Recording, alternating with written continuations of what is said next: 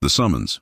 The message arrived at dawn, slicing through Earth's orbital defense network with technology that made humanity's best systems look like children's toys. Marcus Reeves stood in the command center, watching the holographic text rotate slowly in the air. The Galactic Tribunal demanded humanity's presence. Not requested, demanded. "They're scared," Seraphine Vale said from behind him. Her reflection appeared in the dark glass overlooking Earth's sprawling cities. Marcus turned to face her, finding comfort in her steady gaze. They'd fought together through the Unification Wars when humanity nearly tore itself apart before finally finding peace. "Scared of us?" Marcus asked, though he already knew the answer. Seraphine stepped closer, her hand finding his. "We represent everything they've warned themselves about for millennia. A species that fought itself to the brink and somehow survived stronger." Marcus squeezed her hand gently. In the quiet of the command center, with Earth spinning peacefully below, he allowed himself this moment of vulnerability. "I keep thinking about what we'll face out there. What if they're right to fear us?" She moved into his embrace, her head resting against his chest. "Then we show them what humanity really means. Not just the survivors of war, but the architects of peace." She lifted her face to his, and their lips met in a kiss that carried years of shared struggle and hope. Hours later, they stood aboard the diplomatic vessel Horizon's Promise, watching Earth shrink behind them. The crew moved efficiently through pre-jump protocols, but Marcus sensed their nervousness. This wasn't a mission to establish trade routes or explore new worlds. This was Judgment Day. "Final jump in 30 seconds, the pilot announced. Marcus straightened his uniform, and Seraphine did the same. They'd chosen simple black attire, rejecting the ornate robes some advisors suggested. They would arrive as they were, human, unadorned, honest. The ship lurched through space-time and reality bent around them. When it stabilized, they emerged before a structure that defied comprehension. The tribunal station hung in the void like a crystalline mountain, its surface shimmering with lights that might have been stars or might have been watching eyes. "Receiving docking coordinates," the pilot said, voice tight with awe. As they approached, Marcus saw other ships, vessels of design so alien they hurt to look at directly. Each represented a civilization older than humanity's recorded history. Each carried delegates who'd heard the same summons. "They're all here to see us," Seraphine whispered. The docking clamps engaged with a metallic thunder that resonated through the hull. Marcus took a deep breath, then extended his hand to Seraphine. She took it without hesitation. "Together," she said. "Together," he confirmed. The airlock opened onto a corridor of living crystal that pulsed with bioluminescence. Waiting for them stood a figure of impossible grace, Kalen, the Arbiter. His body was translucent crystal, and within him, galaxies seemed to swirl. "Humanity." Kalen's voice resonated through the corridor without sound, speaking directly into their minds. "The tribunal awaits. They have feared this moment for 10,000 cycles. Then let's not keep them waiting," Marcus replied aloud, his voice steady despite the magnitude of what lay ahead. They followed Kalen through corridors that seemed to shift and breathe, passing other delegates who stopped to stare. Some with compound eyes, others with sensory organs humanity had no names for. All watched with the same expression Marcus recognized from his military days. The look of soldiers who'd just realized the enemy was already inside their walls. The chamber doors loomed ahead, massive and ancient. As they began to open, Seraphine's grip tightened on Marcus's hand one final time before releasing it. They would enter as equals, as representatives of a species that had earned its place through fire and will. The doors opened fully, revealing a chamber where hundreds of alien beings waited in tense silence.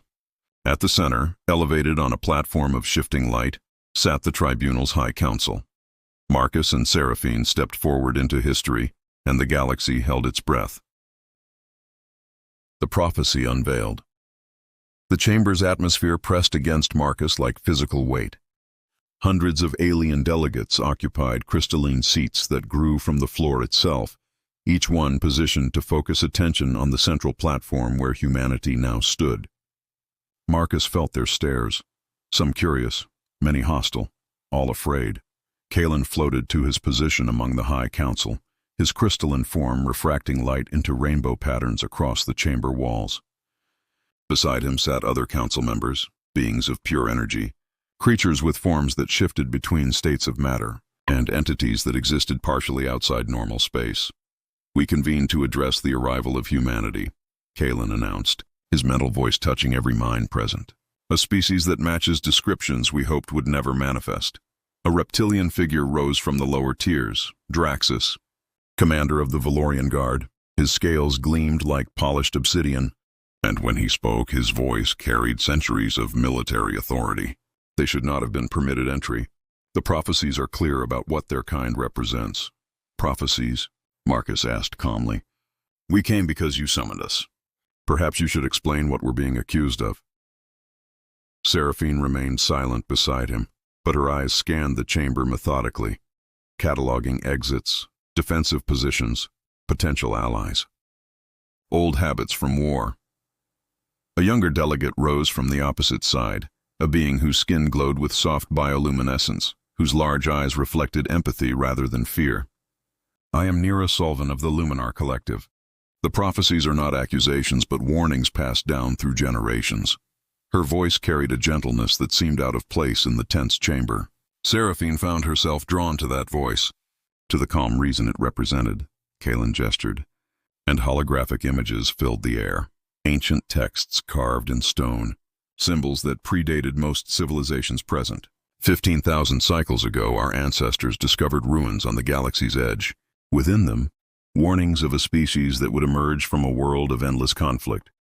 The images shifted, showing artistic interpretations, figures locked in combat, worlds burning, then rising from ash stronger than before.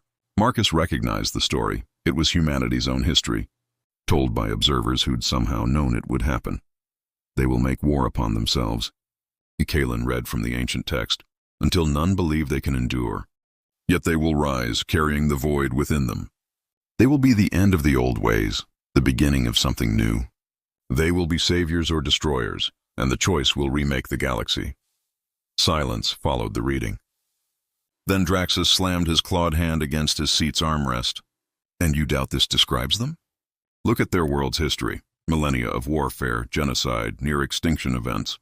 They perfected the art of killing their own kind. We did, Marcus admitted, his voice carrying across the chamber without amplification. We fought, we destroyed, we nearly ended ourselves a dozen times over. Murmurs rippled through the assembled delegates. Some nodded as if vindicated. Others looked uncertain. But we didn't end, Seraphine added, speaking for the first time. Her voice was softer than Marcus's but carried equal weight. We learned. We grew, we unified. The same drive that made us warriors made us survivors. Nira's glow brightened slightly. Perhaps that is the point of the prophecy. Not to warn us away, but to prepare us for what transformation requires. Draxus rounded on her. You would side with them? Your people of all races should understand the danger.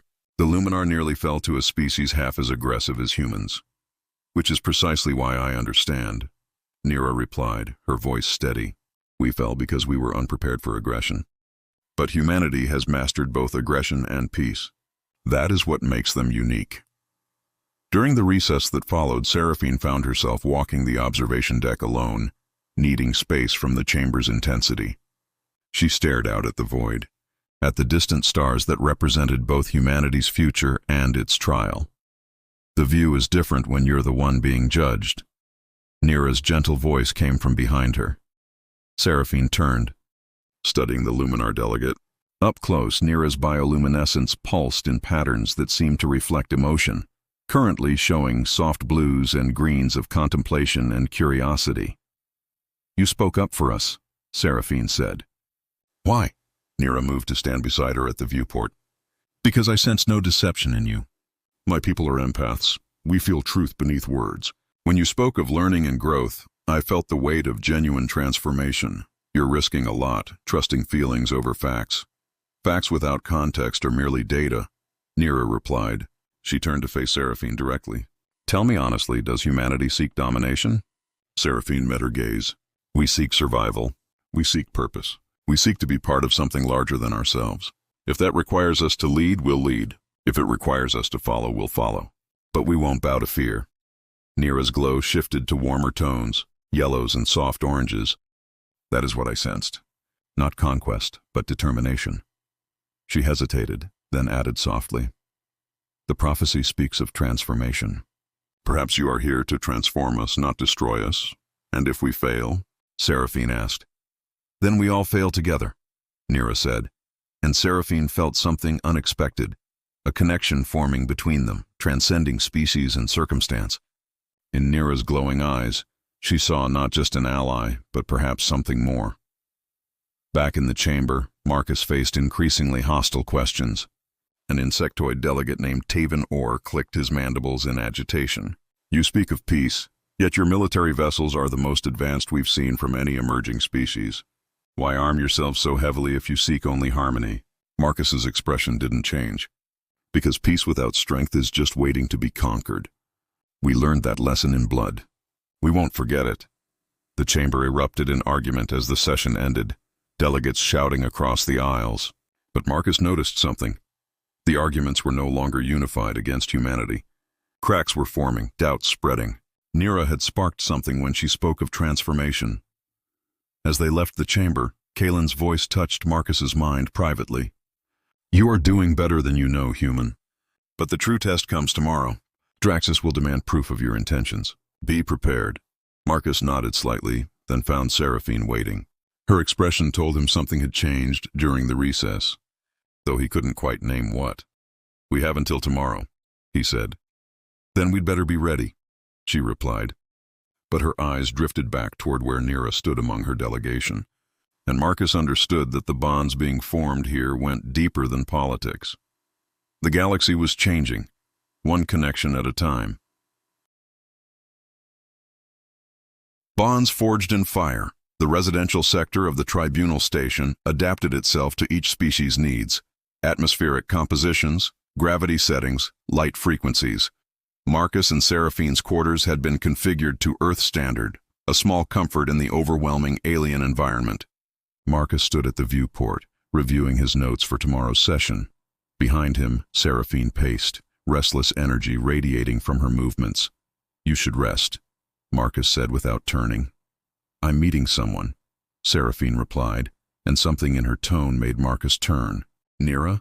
Seraphine nodded. She wants to show me something. Her people's historical archives about the prophecy. She thinks there's context the council hasn't shared. Marcus studied his partner. They'd been through hell together, trusted each other with their lives. Be careful, this could be a ploy to divide us. It's not, Seraphine said with certainty. I've interrogated enough hostiles to know the difference between manipulation and honesty. She's genuine. Marcus smiled faintly. Then go. Learn what you can. I'll prepare for Draxus's test.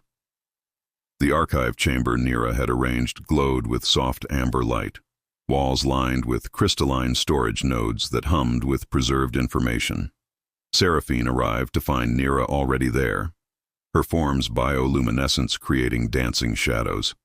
Thank you for coming, Nira said, her voice carrying warmth that Seraphine felt physically, as if the Luminar's emotions were tangible. I wanted you to see the full prophecy, not just the fragments Kalen shared.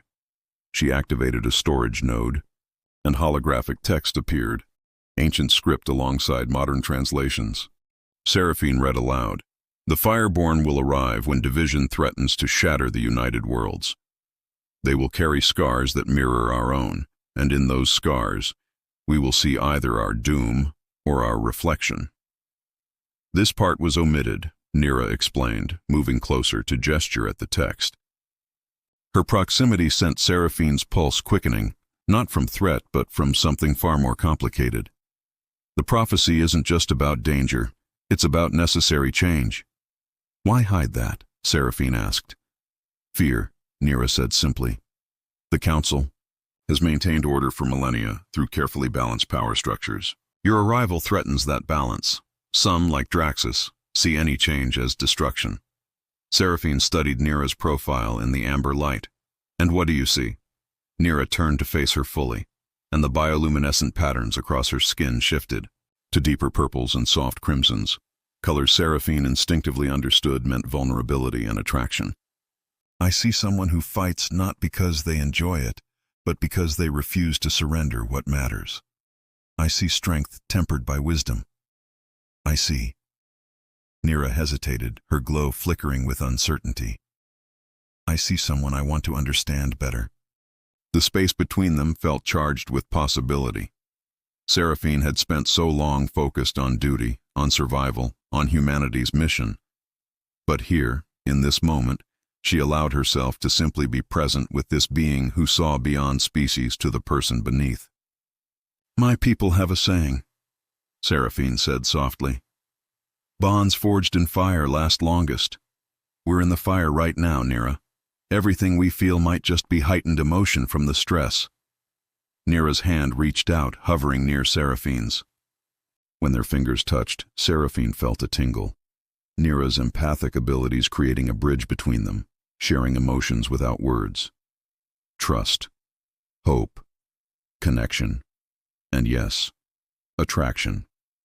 Or perhaps, Nira replied, the fire simply reveals what was always meant to be. Meanwhile, in the council's preparation chamber, Marcus faced a different kind of fire. Draxus had cornered him, the reptilian's bulk blocking the doorway, posture aggressive. Tomorrow I will demand trial by ordeal, Draxus growled. Your species claims strength through suffering. We shall test that claim. What kind of ordeal? Marcus asked calmly, refusing to show intimidation. The crucible of truth. You will face simulated scenarios that test not just physical capability, but moral character. Your decisions will reveal whether humanity deserves its place among us, or whether the prophecy's darker interpretations are correct. Marcus met the reptilian's yellow eyes steadily. And if we pass, then I will personally support humanity's admission, Draxus said. But know this, human. The crucible breaks most who enter. It shows you your deepest failures, your worst fears. It will strip away your noble words and show us who you really are. Then I look forward to showing you, Marcus replied. Draxus's eyes narrowed. You should fear it. I've already lived through my worst nightmares, Marcus said quietly. Memories of Earth's unification wars flickering through his mind. I've made decisions that still wake me at night. Your crucible can't show me anything worse than what I've already done. The reptilian studied him for a long moment, then stepped aside. We shall see. But answer me one thing truthfully. Does your species seek to rule the galaxy? Marcus considered the question carefully. We seek to survive. We seek to grow. We seek to matter. If that path leads to leadership, we won't shy from it. But we prefer partnership to domination. Willing allies are always stronger than conquered subjects. A politician's answer, Draxus said dismissively. A soldier's truth, Marcus countered. I've commanded troops. I know the difference between loyalty and obedience, between strength and tyranny. We learned those lessons the hard way.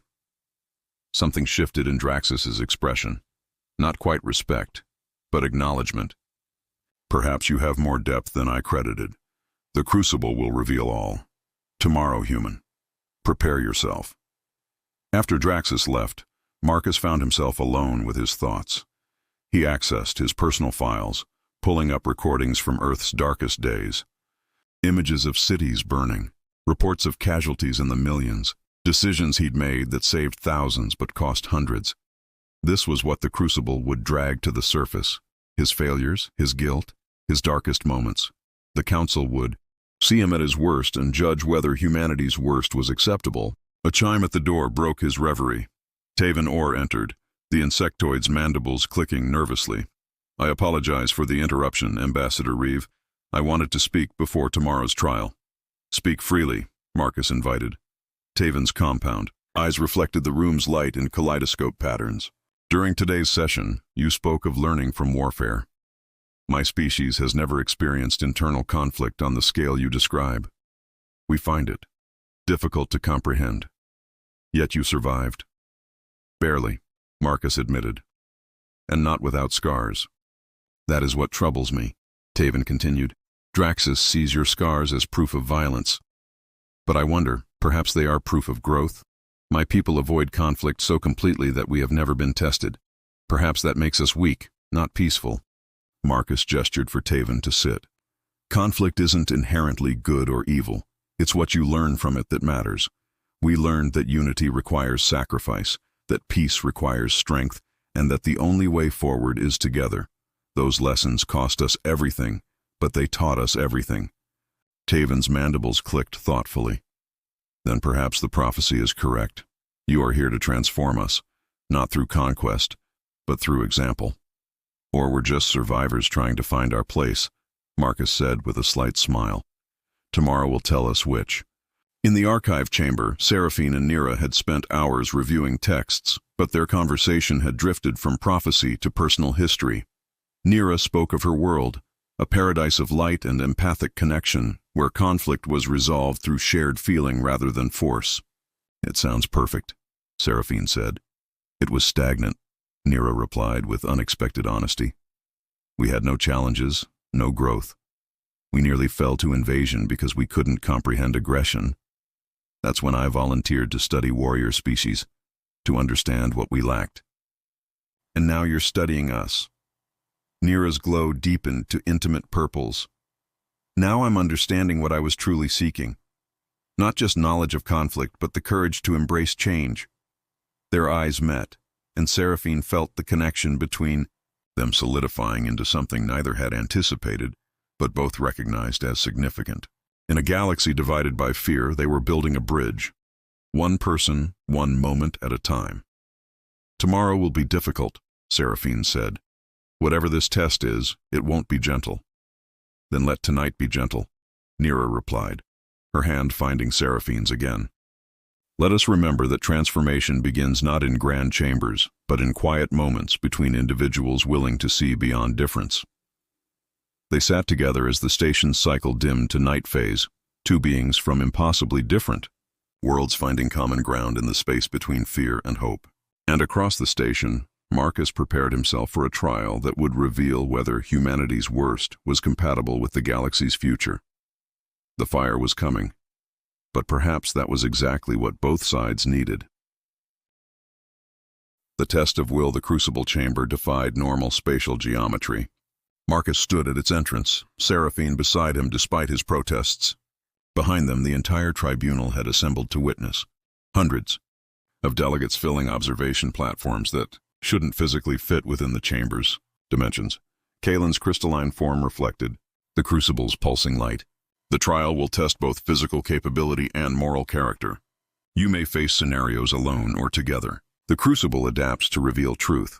And what truth are you hoping to find? Seraphine asked.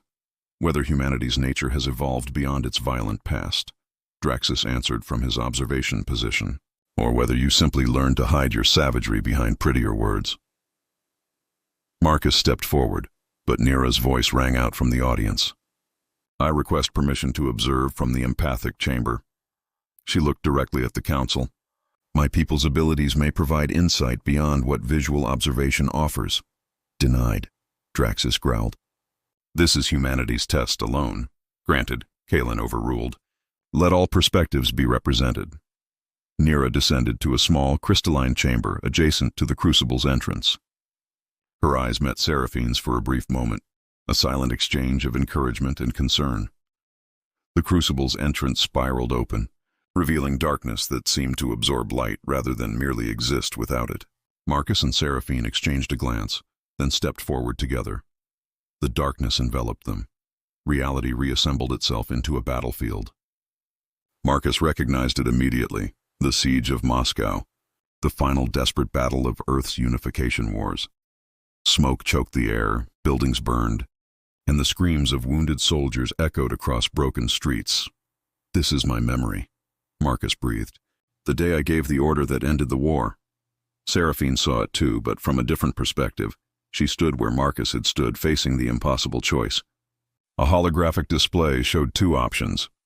Order a bombardment that would kill thousands of civilians but break the enemy's last stronghold, or risk a ground assault that would cost tens of thousands of soldiers' lives.